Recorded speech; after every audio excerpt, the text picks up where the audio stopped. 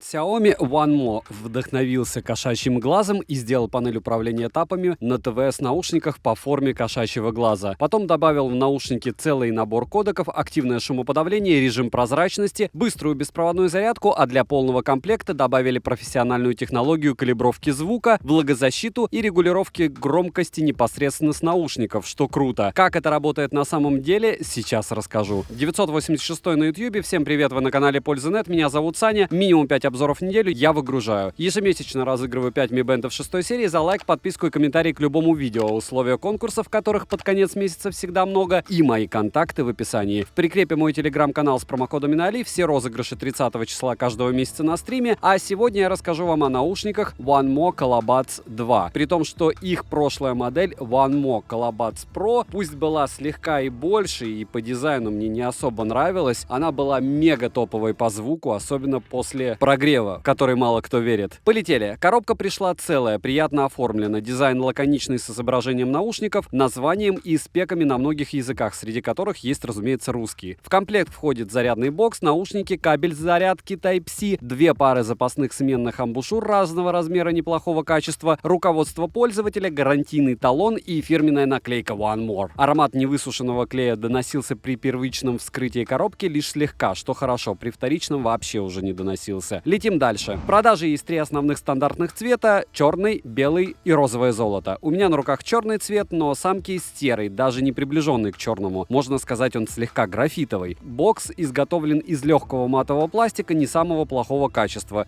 хорошего. Имеет форму обрезанного с одной стороны овала, и как раз с ровной стороны расположена силиконовая вставка в виде антискользящего основания, что безумно удобно. Габариты компактные, 60 на 30 на 38 мм. По весу кейс очень легкий, всего 34,5 грамма. В кармане носить достаточно удобно, не мешается, потерять в сумке можно, а силиконовая часть соберет на себя все, что только можно. Тактильный бокс приятный, очень скользкий, все отпечатки скрывает хорошо, мелкие царапины быстро не собирает. На корпусе расположен разъем для зарядки USB Type-C, светодиодные индикаторы и изображение логотипа компании OneMo сверху на крышке. Люфт у крышки приличный, но только в закрытом состоянии. Открыть одной рукой достаточно просто, если наловчиться. Крышка в открытом состоянии лишь слегка фиксируется, и как только я открыл кейс, до меня донесся не особо прекрасный резкий запах клея и спаянной проводки. Неприятный момент, а я так радовался, что от коробки нет особых запахов. Внутри располагаются 2 места для вертикального расположения наушников, в каждом из которых по 3 контакта, а между ними находится многофункциональная кнопка. Также каждое место промаркировано, что значительно упрощает жизнь. Наушники в боксе хорошо так гуляют, при тряске вылетают, конечно, не стремительно, но правый точно со свистом, потому что улетает самый первый и без сопротивления, лично у меня. Если кейс просто перевернуть, уши остаются на своих местах. Хлопок при закрытии кейса не звонкий, но бодрящий. Емкость аккумулятора 410 мАч. От 0 до сотки бокс заряжается за 1 час 30 минут. Беспроводная зарядка есть, что радует. Наушники от кейса можно перезарядить полных 3 раза, но на большее рассчитывать не стоит, так как за один полный цикл зарядки наушников уходит 30% заряда кейса. Саморазряд имеется, например, наушники за одну ночь разрядились на 70% с учетом того, что они были отключены от устройства, но не в боксе. Переходим непосредственно к наушникам. Изготовлены наушники из черного матового пластика. Дизайн необычный, так как сам производитель нас оповещает о том, что дизайн и форма сенсорной панели сделаны на основе вдохновения кошачьим глазом. Габариты у каждого наушника приближены к стандартным затычкам 21 на 20 мм, а вес одного наушника составляет 4,9 грамма. В принципе, привычно, как у всех. Посадка в ухе очень комфортная, наушник плотно и качественно закрывает ушной канал, при длительной носке уши не устают, из рук вылетают только так, как говорится, успевай только ловить. При занятии активными видами спорта бег, прыжки на месте из ушей не выпадают, но иногда приходится их поправлять. Звуковод адекватных размеров, выступ от корпуса 1,8 мм, а в диаметре выходит 4,6 мм в самой узкой части. На конце звуковода есть выступ для надежной фиксации амбушюр. Если измерить вместе с этим выступом, то получится 6,2 мм в диаметре. На корпусе каждого наушника имеется по 3 углубленных контакта для зарядки, сенсоры приближения, 2 микрофона, светодиодные индикаторы, которые во время воспроизведения музыки не светятся, сенсорная панель управления этапами, маркировка left и right и изображение логотипа компании на сенсорной панели. Из этапов есть воспроизведение паузы, переключение треков, управление вызовами, регулировка громкости и вызов голосового помощника, разумеется. Оснащены наушники 7-миллиметровыми динамическими драйверами и обладают звуком, который настроил Grammy Vina, по информации производителя. Как же они звучат, я сообщу буквально через пару минут. Шумоподавление крайне скромное, во всяком случае активное, всего до 25 дБ, но пассивное здесь более чем. Работает не очень качественно, внешние звуки пропускает. И в метро они вас однозначно не спасут, даже на 100% громкости все слышно. Режим прозрачности также на борту, и с ним дела обстоят гораздо лучше. Очень реалистично передают звук, но есть один нюанс. Звуки, которые происходят незначительно дальше от вас, наушники увеличивают в громкости. То есть вы их слышите аналогично тем звукам, которые происходят рядом с вами. Заряд наушников в шторке устройств виден, по одному работают, но переподключаются с небольшой задержкой 1-2 секунды. Бесшовным переподключение не назвать, во всяком случае пока. Автоматически подключаются после открытия кейса. Мультипоинта, к сожалению, не завезли. Сенсоры приближения есть и работают тоже с незначительной задержкой в 1 секунду. Анимация у меня на iPhone 13, iPhone 11 Pro Max, OnePlus 9 Pro и Huawei P40 Pro не было, а также анимации не было при подключении к планшету Mi Pad 5. Емкость аккумулятора одного наушника составляет 55 мАч. На 50% громкости с включенным шумоподавлением по коду aptX Adaptive они отыграли 6 часов 10 минут. За час воспроизведения при тех же условиях ушло у меня 10%. Разряжаются наушники неравномерно, примерно на 10% разнятся показатели заряда. С 0 до 50% заряжаются за 10 минут, что означает очень быструю зарядку, и хватит вам этого на 2,5 часа воспроизведения с включенным шумоподавлением на 60% громкости. Защита от пыли и брызг IPX5, и есть она только у наушников, поэтому я их искупал, с ними все отлично, все работает исправно, вода не попала и не задержалась внутри корпуса. Далее, для удобного полноценного использования существует приложение One More Music. Доступно на Android и на системах iOS, в приложении набор функций небольшой. После подключения наушников на главном экране мы видим изображение и заряд каждого наушника и кейса. Ниже есть 2 клавиши переключения между активным шумоподавлением и режимом прозрачности, но самое странное, что нельзя активировать обычный режим. Далее вкладка отключения-включения сенсоров приближения, настройка этапов, пользовательские настройки, профессиональная технология калибровки звука, обновление прошивок, краткое руководство и успокаивающие звуки для расслабления и медитации, которые помогают особенно перед сном. Также во вкладке в правом верхнем углу есть автоматический прогрев наушников на 11 часов первый этап, и осуществляется он в 4 этапа. Летим дальше. Bluetooth версии 5.2, из кодеков есть aptX Adaptive, SBC и AAC. Через стену не отваливались и фризов не было. Задержки в YouTube есть, но совершенно незначительные, минимальные, я бы сказал, вы вряд ли их заметите. В играх задержки тоже минимальные, не сильно заметные, что хорошо. Примеры вы сейчас увидите на экране.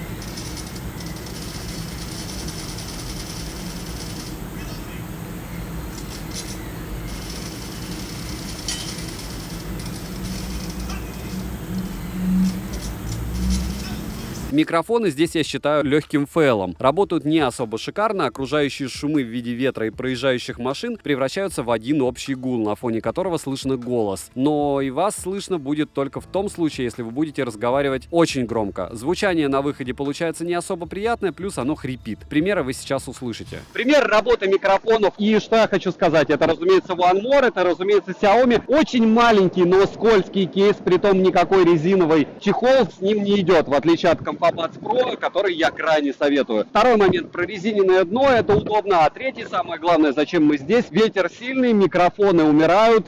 Петербург, район Садовый, мост. Я думаю, что вы примерно представляете, насколько хорошо они могут отрабатывать. Мимо проезжали машины, сейчас мы, может быть, подождем еще одну партию.